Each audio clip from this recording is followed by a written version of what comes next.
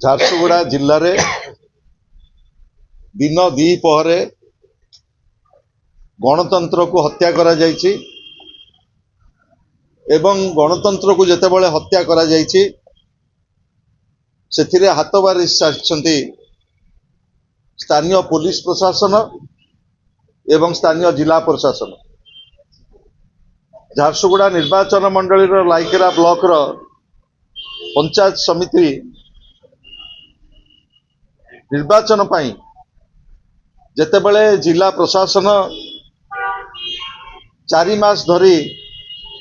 Date देले नहीं सेतेबेले मान्यवर उच्च न्यायालय निर्देश क्रमे आज जो स्थिरीकृत समय रे भोट होबा कथा झारसुगुड़ा जिला पुलिस सहायता रे निर्वाचित प्रतिनिधि माने जेभली भाव रे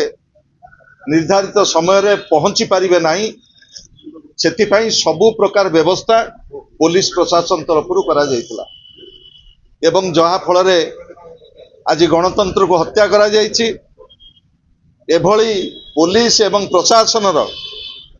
एभली कार्यक्रम विरुद्ध रे आज पुलिस रो महानिर्देशक को आमे आसीथिलु भेटिबा पई बिजु जनता दल आनुष्ठानिक भाव रे ए संपर्क रे समस्त घटना अवगत करिछु। दलर सभापति श्रीयुत नवीन पटनायक आमर छत्तीसगढ़ मान्यवर मुख्यमंत्री एवं ओडिशार मुख्यमंत्री की मध्य अवगत करिसेंती। आमे आशा करूछु